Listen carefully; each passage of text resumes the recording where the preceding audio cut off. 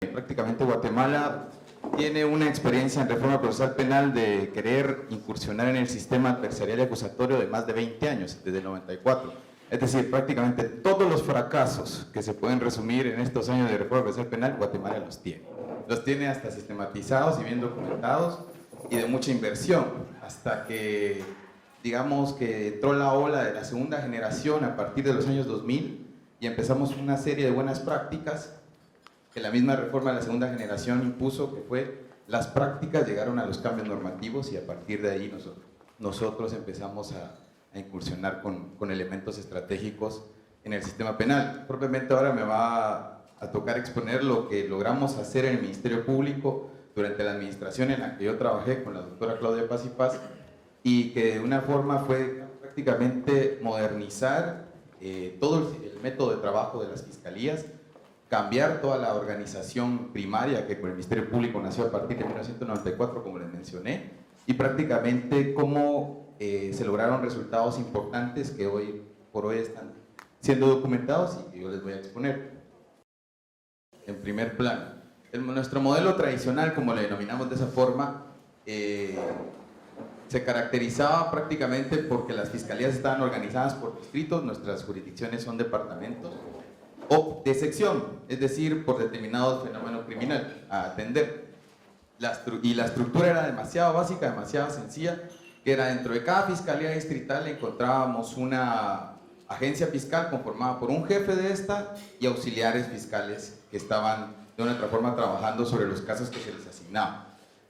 Los jefes de las fiscalías ejercían funciones administrativas y funciones de persecución, es decir, eran responsables de toda la respuesta que debían de dar a la criminalidad que flagela, digamos, su jurisdicción y que la tenía que atender, pero también se ocupaba de funciones administrativas, que era prácticamente desde que los insumos en la fiscalía estuvieran bien, desde que existiera papel, gasolina para los vehículos, prácticamente incurría en dos funciones de persecución administrativa. Nótese que se le exigía al Ministerio Público respuesta ante la criminalidad. Ojo, que en mi país hemos tenido altos índices de violencia y sobre todo se transmite en alta tasa de homicidios, que después les voy a comentar, y era un problema porque prácticamente encontrabas a jefes de las fiscalías haciendo la función de administrador del personal. También, y lo más grave, es que las agencias fiscales tenían las mismas competencias. Todas atendían usuarios, todas desjudicializaban, es decir, todas aplicaban salidas alternas o procedimientos específicos, todas tenían que dirigir las investigaciones y todas tenían función de litigación, ¿sí? Eso pasamos así prácticamente más de 15 años en el Ministerio Público sin dar un cambio trascendental en esta forma de organización. Siguiente, por favor. El modelo tradicional se seguía caracterizando por un sistema de turnos. Ayer me comentaba con alguno de los colegas fiscales de que ustedes tienen el turno de 8 horas, nosotros teníamos agencias fiscales que su turno era de un mes, entonces prácticamente en ese mes todos los casos que ingresaran en ese mes eran asignados a esa agencia, y así cambiaba al mes siguiente la otra agencia y los casos que ingresaban sucesivamente se le iban asignando. Ese era el parámetro de asignación, ¿sí? Por turno. Después vamos a explicar cómo cambió. Todas las agencias fiscales contaban con apoyo técnico de las demás dependencias del Ministerio Público y servicios auxiliares, es decir, todas tenían competencia para requerir servicios forenses, todas tenían competencia para direccionar a la policía, ¿sí? Entonces, este es un esquema de nuestro modelo tradicional. Perdón. Ese era nuestro esquema. Teníamos un modelo típico de nuestra fiscalía distrital, era 4 agencias fiscales en razón de la carga de trabajo, entre comillas. Todos tenían la oficina de atención permanente, que era la atención, una oficina de atención victimológica, todos tenían la coordinación con la policía y todos tenían la capacidad de poder requerir servicios forenses. ¿Cuál era la problemática que encontramos al momento de analizar este sistema de organización y gestión? Sí, es el modelo tradicional. En primer lugar, encontramos problemática con que había una burocratización de la investigación, ¿sí? Era muy chistoso, pero sucedía de que el expediente que creíamos que estaba mejor investigado era el que mayor legajos tenía. O sea, prácticamente el que superaba el escritorio del fiscal era un buen expediente y teníamos un exceso formalismo sobre el expediente escrito, ¿sí? Es decir, no se superaba la lógica de trabajo de la instrucción criminal que tanto se ha criticado el sistema inquisitivo.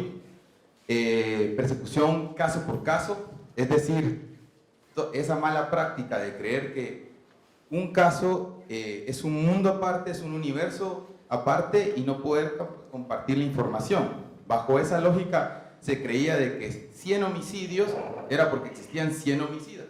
Era algo totalmente erróneo. Entonces, esa lógica de caso a caso también era una de las problemáticas que no permitía toma de decisiones y sobre todo a garantizar objetivos importantes como es la eficacia en la persecución penal, pero sobre todo uno de los fines que es como la reducción del crimen. El Ministerio Público es el mayor responsable de esta tarea. Inexistencia de objetivos estratégicos para control de la criminalidad, ¿sí? Bajo esa estructura no conocíamos bien. Una cosa son las estadísticas sobre medir cargas de trabajo o tipos de respuesta que puede proveer el Ministerio Público, ¿sí? Como se mencionó en la mañana, es el titular de qué decide, qué entra y qué sale prácticamente en el sistema penal.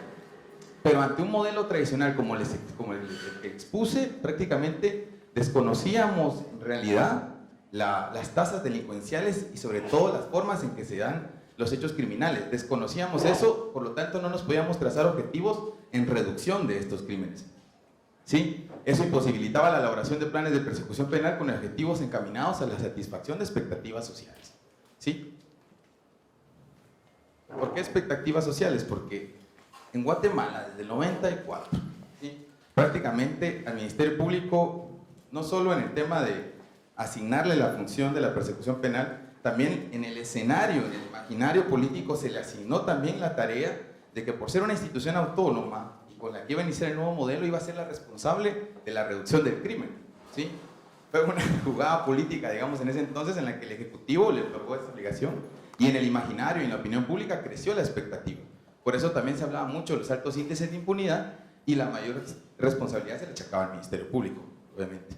Lo vamos a ver por qué. Entonces, otra de las problemáticas era la carga de trabajo inmanejable, ¿sí? A veces se desconocía, digamos, el nivel de casos que prácticamente conocía un fiscal y que podía manejar dentro de sus agencias, casos que podríamos decir que pueden ser tratados de forma conjunta o conexarlos. Prácticamente habían agencias que conocían prácticamente los mismos hechos, sobre todo mismos mercados criminales que se afectaban a través de la acción criminal y desconocían por razón del turno que les mencionaba, ¿sí? Entonces implicaba doble carga de trabajo porque tenías dos fiscales que sin conocimiento, sin manejar la información, sin poder tener reuniones de trabajo, trataban de resolver casos que de una otra forma tenían hilos de conexión, ¿sí? Baja efectividad en la capacidad de respuesta.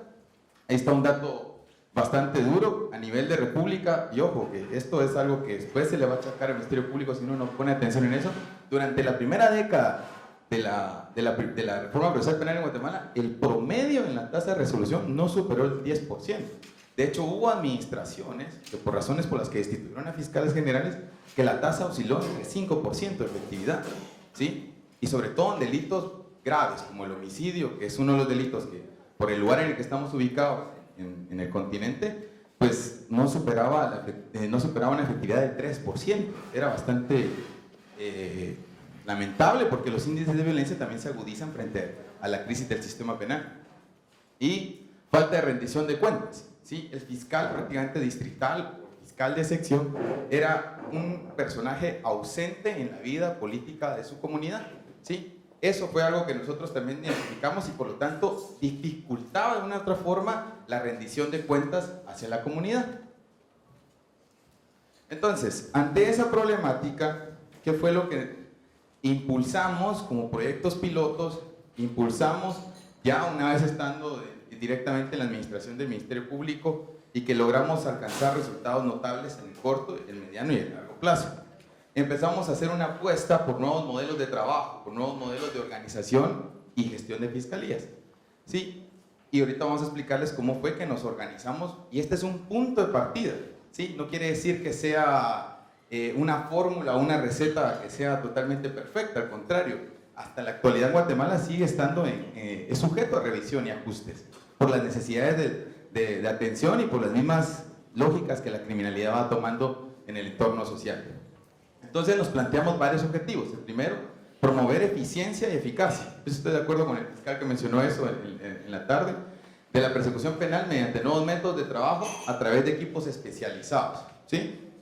Generar el análisis e interpretación de información con el fin de identificar fenómenos y patrones criminales que coadyuven a la investigación y persecución penal, ¿sí?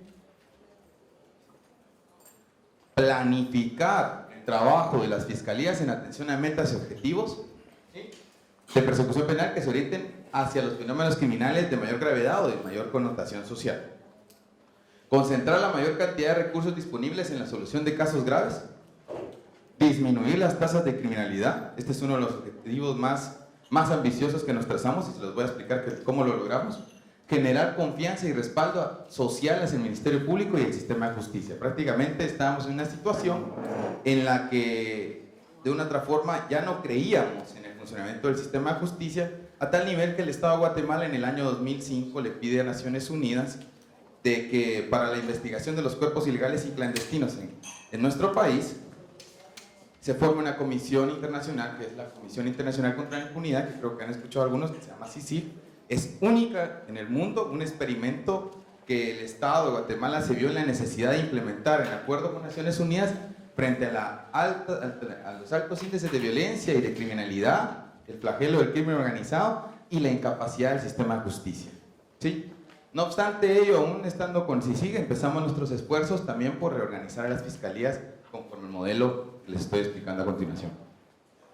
Entonces, un modelo primario, podemos decirlo, un punto de partida que nosotros sugerimos y que prácticamente podríamos decir que las 22 fiscalías distritales que se ocupan de los 22 departamentos de la República están reorganizadas de esta manera. Una jefatura de fiscalía, una unidad de apoyo que es la unidad de análisis estratégico, que es, vamos a explicar cuáles son sus principales funciones y que no voy a ahondar mucho en eso porque van a tener ustedes un panel específico de lo que es el análisis estratégico, el análisis criminal. Una unidad de atención integral, unidad de decisión temprana, dirección de la investigación criminal y la unidad de litigación, ¿sí? Cambiamos el esquema que les enseñé de las agencias fiscales que hacían todo. Entonces, ¿qué hacía la unidad de atención integral? Para empezar, digamos, el nuevo método de trabajo consistía en lo siguiente. Todo caso que ingresaba a una fiscalía, hay que tomar en cuenta que no puede ser perseguido de igual manera, ¿sí? De hecho, el sistema inquisitivo se diferencia del sistema acusatorio por el principio de legalidad. ¿Se recuerdan? Procesal. Prácticamente aquí el nuevo sistema impone que no todos los casos pueden ser atendidos de manera igual, ¿sí? Hay casos que por su naturaleza no son perseguibles, ¿sí? Es cuando cabe para nosotros en nuestro código la desestimación o podemos iniciar juicios de acción privada donde el Ministerio Público no tiene ninguna intervención, ¿sí? El objetivo es detectar rápidamente los casos en los que se presenta alguna de esas situaciones que les dije, es decir, cuando no son perseguibles o cuando no se puede proceder, y para ello, una vez que hayamos hecho ese primer filtro o ese primer análisis, que debe ser inmediato, se presentarán casos en los que se requiera una investigación, pero también ingresarán casos en los que tales extremos están bastante claros para la Fiscalía, la flagrancia, por ejemplo, y existe la posibilidad de aplicar una salida alterna o promover un procedimiento específico.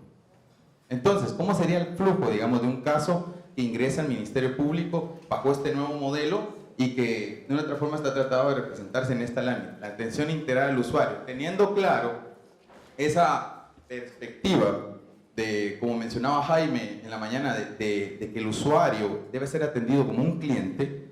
Nosotros instauramos dos formas de atención.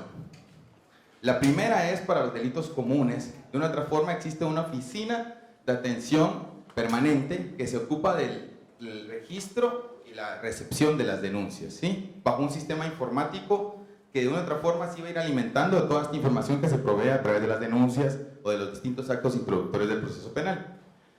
Y en los casos que nosotros apreciábamos que existía violencia de género, posteriormente se crea la ley contra la violencia contra la mujer y femicidio y delitos sexuales. Nosotros lo derivábamos a una oficina de atención especializada donde no eran abogados los que iban a atender a las víctimas de violencia de género. Eran prácticamente un equipo especializado a través de psicólogos, trabajadores sociales, ¿sí? Que de una otra forma garantizaban que la víctima se sintiera satisfecha, pero sobre todo evitara la revictimización o lo que se le conoce como la victimización secundaria.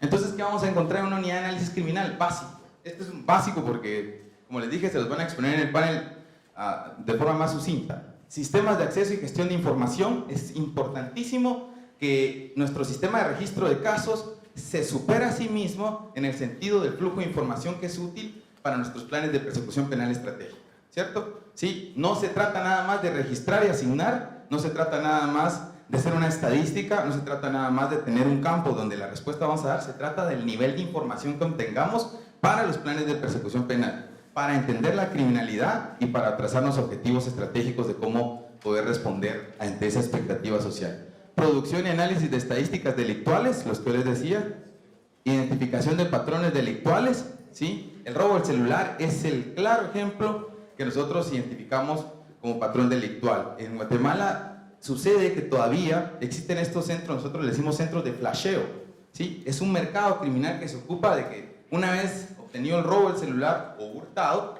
el mercado criminal se subsiste derivado de que el hecho del robo del celular prácticamente le da vida. Entonces, atacar el mercado criminal te lleva a encontrar la organización y de una otra forma identificar los patrones delictuales, zonas, formas de operar, ¿sí? Esto hace la unidad de análisis. Ojo, y esto es lo más fuerte. Al principio nosotros empezamos a trabajar con auxiliares. Después nos dimos cuenta que los abogados no somos los mejores analistas en este tema, ¿sí? Aquí entran sociólogos, aquí entran criminólogos, aquí entran psicólogos. Es decir, la categoría y el perfil de lo que se le conoce como analista, ¿sí? Creo que lo van a exponer mejor mis colegas, pero esta es una unidad estratégica y que debe estar a la par del jefe de la Fiscalía Distrital y una a la par de la misma Fiscalía General, ¿sí? Caracterización de mercados criminales, elaboración de informes y contribución a la investigación, ¿sí? Vamos a regresar con la última unidad que les había dicho. Por último, una vez que tengamos ya productos tangibles y notables de la unidad de dirección de la investigación, vamos a trasladar el caso a los especialistas en litigio, ¿sí?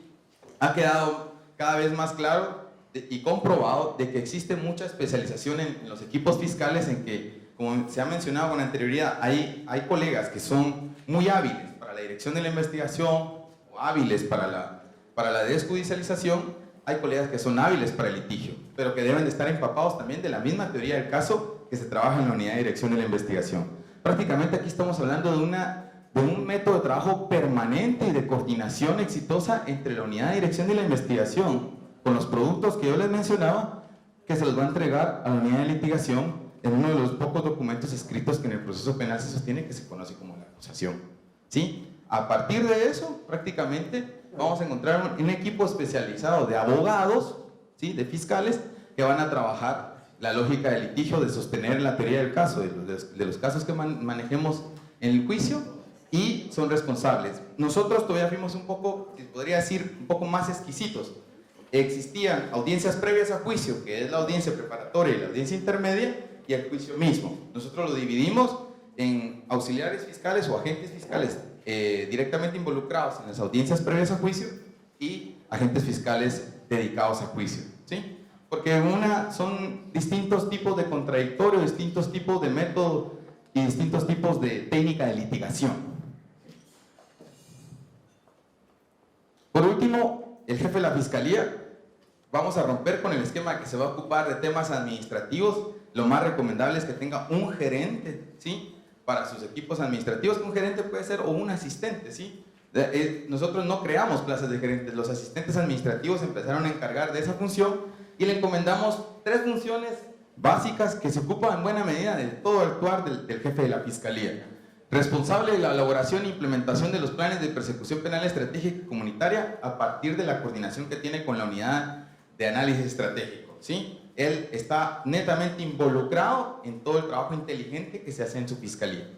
Realiza reuniones de coordinación entre los jefes o jefas de cada unidad mantiene prácticamente el método de organización de trabajo directamente en cada una de las unidades a efecto de medir, de medir las cargas de trabajo y la capacidad de respuesta en sus unidades, y mantiene el posicionamiento institucional en la localidad, así como gestiona la transparencia de su gestión.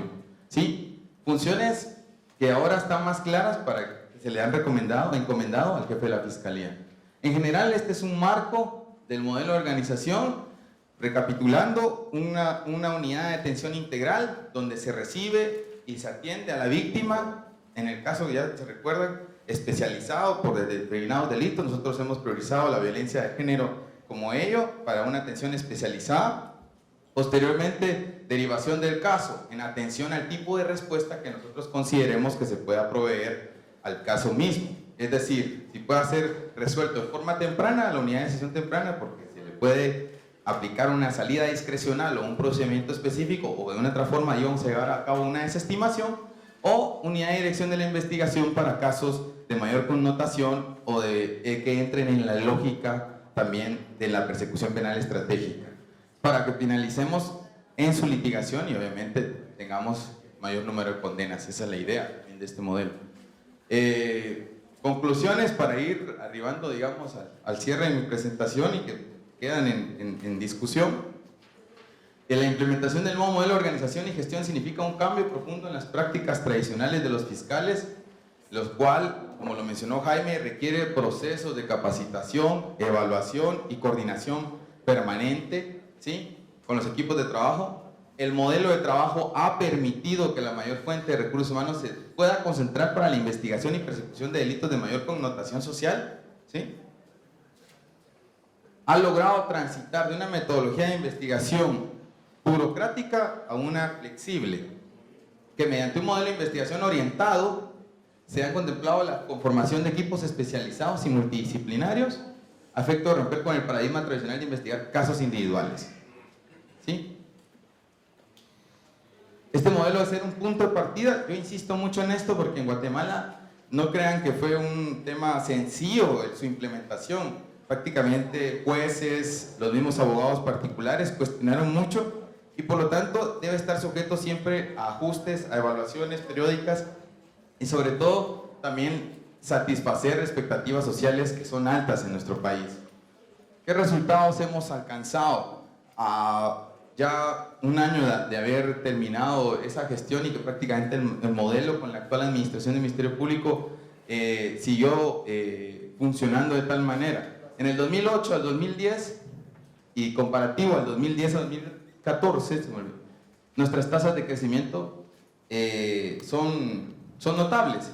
Ustedes se pueden dar cuenta que lo más notable fue la desjudicialización, en un 251% se incrementó. Es decir, pudimos todavía dar respuesta favorable para los casos que venían arrastrados.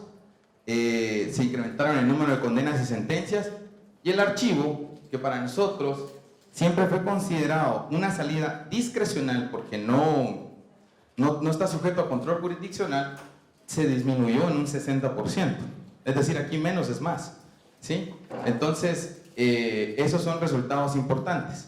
Y como les había dicho, en el caso de Guatemala, cuando nosotros ingresamos y cuando se crea la Comisión Internacional contra la Impunidad en Guatemala, la tasa de homicidios en nuestro país oscilaba entre 52 por cada 100.000 habitantes. Era una de las más altas de América Latina, con Caracas y Tegucigalpa. Hoy por hoy podemos presumir que estamos en una tasa de 38 y la hemos sostenido y estamos haciendo los esfuerzos por bajar. 38 por cada 100.000 habitantes es alta, pero hace 5 años nos encontrábamos en una situación más grave. Y lo más importante, cuando ustedes les inquiete ver la situación de Guatemala, hoy por hoy el Ministerio Público está jugando un papel trascendental en la lucha contra el crimen. Prácticamente ha dado un salto cualitativo de responder a la criminalidad común y está entrando a estructuras que nunca se habían llegado. Prácticamente hoy la fiscal general está liderando todo lo que se conoce como lucha contra la corrupción, que ha tocado estructuras de la clase política tradicional y que de una u otra forma han evidenciado el posicionamiento institucional del Ministerio Público que tiene en esta coyuntura, que es fuerte y que ha consolidado nuestros procesos democráticos internos, obviamente en coordinación con la Comisión Internacional, como les mencioné, y que de una u otra forma Este tipo de modelos ha permitido orientar de mejor manera la persecución penal y lograr resultados notables en delitos que contenían bastante demanda ciudadana. Yo lo dejo ahí por el tiempo, pero esa es prácticamente una síntesis de lo que se puede lograr y cuáles serían los principios básicos de actuación de un nuevo modelo de organización y gestión de fiscalía. Gracias por la atención.